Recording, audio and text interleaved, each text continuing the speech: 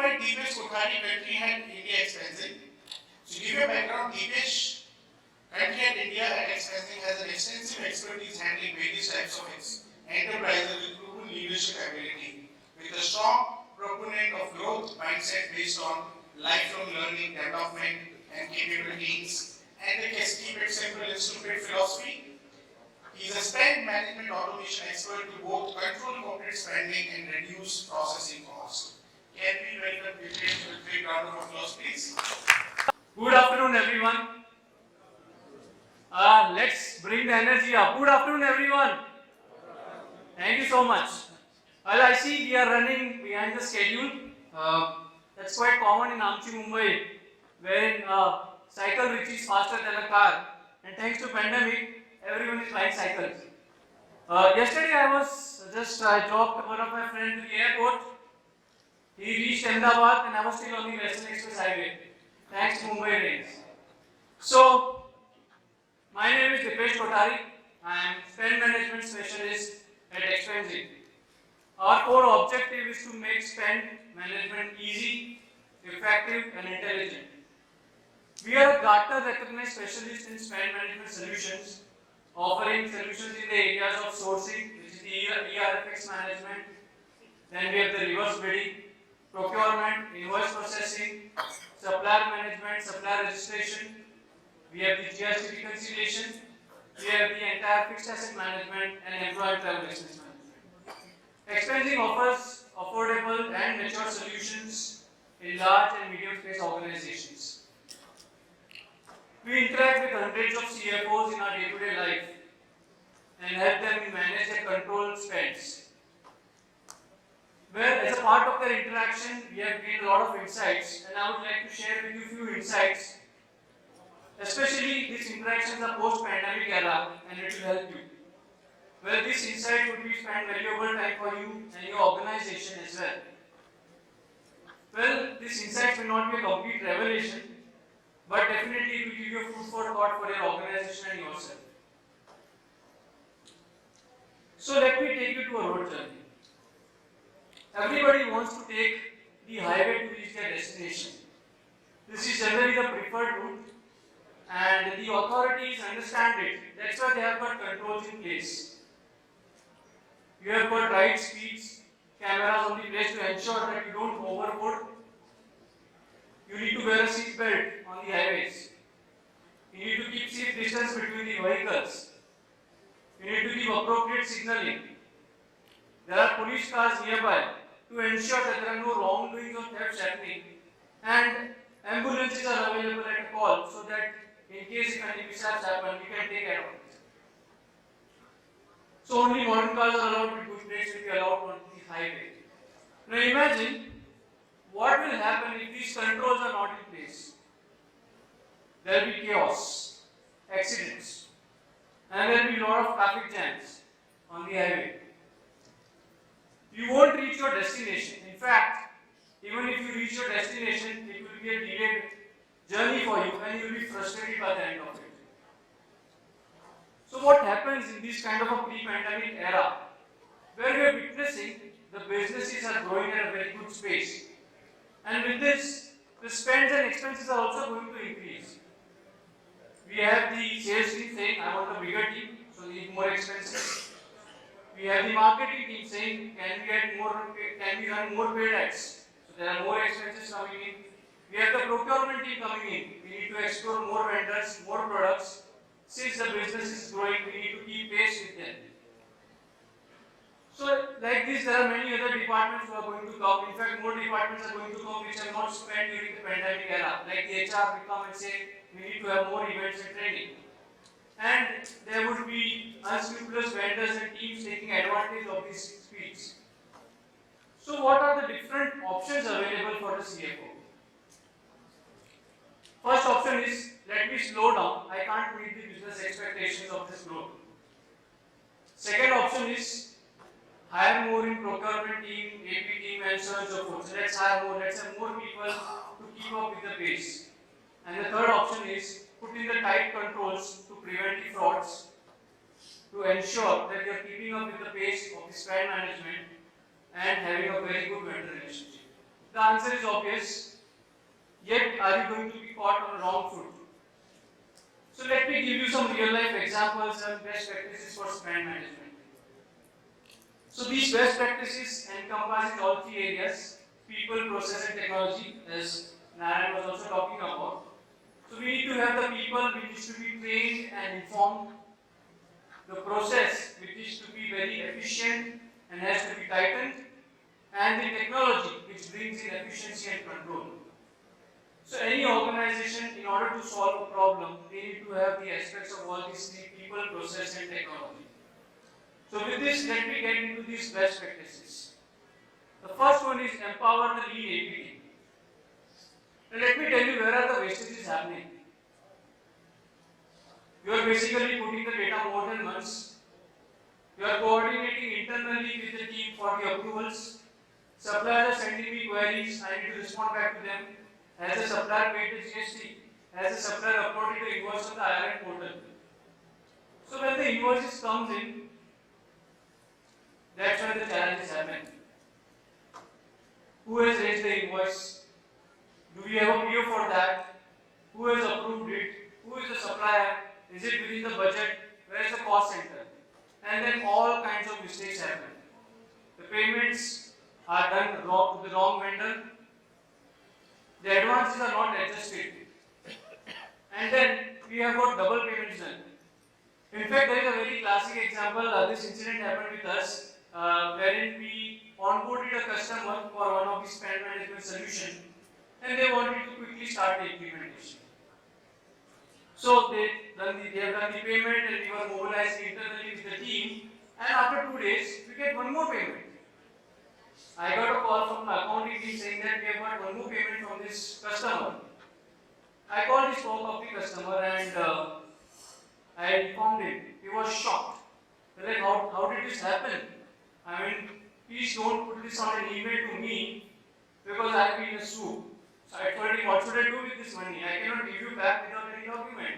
So that's how the entire issues happen when we don't have a proper AP team which has got good tools. So it's very crucial to have this AP team empowered with important digital tools so that the tools help them for the due diligence. These tools help them to digitize the entire DOA, help them to check the IRN TDS of the invoices. And with this, the entire digitization of this, the APT becomes very lean. And they can reduce these entire wrong payments and improve the vendor relationship as well. Next, we move into the next hack or the business best practices is to ensure the procurement team is centralized. In a large or mature organization, generally the procurement team is centralized. But they are busy in very mundane stuff: communication, emails, follow-ups, analyzing the quotations, and so on and so forth. Also, the auditors expect the transparency. I mean, they want the entire process to be very fair. They don't want any favoritism. And obviously, with the communications happening on emails and phone calls, it's impossible to achieve the transparency. So this procurement team does not have time for any strategic vendors to identify the right products, improve the strategy across the entire procurement. So it's important to give them a digital transaction tools like ERFX management, where they can strategize to identify the right vendors. They can define the scope of procurement. They can identify the criteria of the suppliers and select the right supplier at the right rate and auditability. They can also be given a supplier empanelment tool where the suppliers can themselves come onto the portal, putting their details, putting their documents, so that it becomes easy for the purchase team to manage the suppliers. Next, we get into the another aspect or the another best practice is to implement the no PO, no pay policy. Just we have seen the mature organizations have got a centralized procurement or a centralized purchase system. But when there is a PO or when the invoices comes in, what are the questions that are being asked? Who has raised the PO for it? Whether the PO has been raised all the time or just some of the time? Whether the invoices come before or after the purchase order, and so on and so forth. So it's important to implement this no PO, no pay policy to ensure that you stop all these backdoor purchases and improve that there are no errors in the processing of invoice and improve the relationship with the vendors. Next is to collaborate and build relationship with the vendors. This is the ultimate solution to a lot of problems. As we were talking in the morning, suppliers need to be considered as partners. So they expect transparency and visibility with us. Imagine talking to a supplier, telling them that after 30 days your invoice is lost. He will feel frustrated. He will be flabbergasted when he is told that your payment will be done in 30 days and being asked to produce document after document, and these 30 days become 90 days. So it's important to give them a supplier portal, which is a self-service tool where they can go check the status of the invoices, which will empower them. We call it as a supplier relationship management tool, which is the counterpart of the customer relationship management. Next important aspect is best practice: small drops makes an ocean, and no one wants to be the bad guy. So like small drops make an ocean.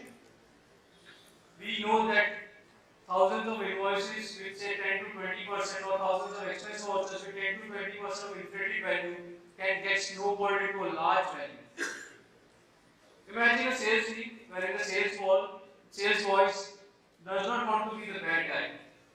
He does not want to be sound stingy or picky, and he will just go ahead and approve the vouchers being raised by the sales team. He knows which are out of the line. Who wants to be the bad guy? Nobody wants to be the bad guy. So let's make the system the bad guy. Let's have the system which is going to implement these controls to ensure, to enforce the rules. Who is going to put what kind of expenses, who is going to, and let us not be the bad guy. Let us make the system the bad guy. So we can have the employee expense management, travel management, and petty cash management, and let us blame them that you be the bad guy.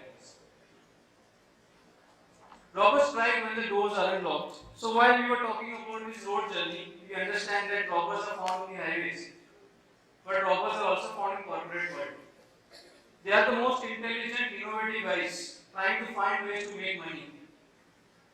So when the doors are unlocked, you will find theft. Likewise, if your invoice authorization process is very weak, then you are going to offer the theft. So it's important to have this entire process digitized and scrutinized. So you need to invest in good locks for it, built-in controls and prevention tools for it, to ensure that the robbers are not there. I'll take a recent example of a fintech fraud that happened. This is one of the unicorns, wherein it is valued at around $4 billion. They had an audit and they identified there are discrepancies in the payments happening. These payments were having when the payments were done to the vendors, recruitment consultants, which did not exist on papers. Overspends were done on the printing expenses, travel expenses, and so on and so forth. The people accused in this were the MD and their family, and the invoices were processed through them. Around 50 crores worth of payments were done, which are still being investigated by these agencies. So had they implemented this online auditable system of invoice authorization processing with an intelligent scrutinizer, they would have been able to prevent these kind of frauds. Inspect the DOA and redefine it. The delegation of authority is another important aspect which is to be inspected. A few years ago, I was talking to one of the CFO of an insurance company, and he said, Dipesh, few years ago, my financial controller used to get me this bunch of invoices with all those clippings attached, having the supportings, and he used to ask me to approve it. I used to tell him, have you gone mad? If you want me to approve this thing, give me every information with respect to each invoice. Now this would mean he'll have to go back, prepare the details, create a separate file for each invoice, and this would take weeks. He continued, if you want me to approve it, then tell me. I'll do it blindly. Why do you have the pretense that I have all the information I am going to approve it? So instead, let's have a system. Let's define the DOA, who is going to approve what invoices, what kind of invoices who is going to approve. Let's have an online system where the managers can come and approve these invoices. so that the responsibility of the payment squarely lies with the manager when they have scrutinized these invoices. And tomorrow, if there is an audit, these managers will be held responsible for it. And when these invoices come to me for approval, I should have all the history, who has scrutinized it, what are the supportings, what are the queries. And don't expect me to do this in our ERP by buying additional licenses. We need to have a very strong, robust, internet-friendly and mobile-friendly system. And trust me, since last few years, not a single invoice has been bypassed to them. So that's the importance of the DOL that we have. Next, we get into another aspect is no postmortems. We have been talking since morning about the proactiveness, how things have changed in the entire digital world, especially in the post-pandemic era. Now, the horses have been released and we are trying to close the stable doors. What's the point of doing a post-mortem when the budgets have been overshot? The idea is not only to control how much the budget has been overshot, but to have a tool that stops you in doing the procurement when you're about to overshoot the budget. Now imagine a situation, you are telling a supplier, boss, I cannot do the payments because I have short my budgets. He is going to go mad. So it's important to have these kind of tools, these preventative tools to ensure that you are not overshooting the budgets. This is one of our favorites. Imagine a situation, manager is tired at the end of the day, very frustrated from the work, and you have got 20 invoices to be approved by. What is going to be the quality? Obviously, he is going to do some mistakes over there. And these mistakes can be very costly. So it's important to have a very intelligent tool who is going to scrutinize these invoices without getting tired and without doing any mistakes. So mature tools offer features such as invoice scrutinization, POA checks, they have the 5A checks being done, duplicate checks being done, checklists and so on and so forth. So with this, the manager can be rested at the end of the day and let the system work tirelessly. The final one, define and communicate the policies. Well, we have been interacting with CEOs and CFOs, especially of a large startup. Now, where they are on the path of very accelerated growth, these CEOs and CFOs have already implemented policies right at day one itself. These policies such as whistleblower policy, wherein if anyone is identified or trying to do some fraud, they are going to protect that person so that they have ears to the ground. The second one is a no tolerance policy to ensure that in case if anyone is found cheating, trying to process invoice illegally or trying to malign the entire process, they would not be tolerated. They would be fined or fired, irrespective of how senior or powerful that person is. So this code of conduct policy ensures and gives a reminder to the entire AP team or the procurement team when such kind of temptations arise. So with this, I'll just like to summarize on these 10 best practices which are implemented by mature organizations which are on the path of their highway to reach their destination. And they want to reach their destination with efficiency, without any accidents and on time. So we would be more than happy to share with you case studies of organizations like yours who have benefited immensely by implementing our spend management solutions, which are in areas of sourcing, procurement, accounts payable. Then we have got supplier panel management, supplier portal, fixed asset management, travel and expense management, so on and so forth. So we also have counter outside, and these are few of the customers that we have worked with, and we'll be more than happy to get into a dialogue and help you to understand how we can help you to improve the entire process. So yeah, that's it from my side, and I would also like to introduce my team over here. So we have got Dipesh, Senior VP Growth and Strategy, myself, Komal, Subramani Devadika, Rishika, and Srishti. Yeah, thank you so much. That's it. Thank you.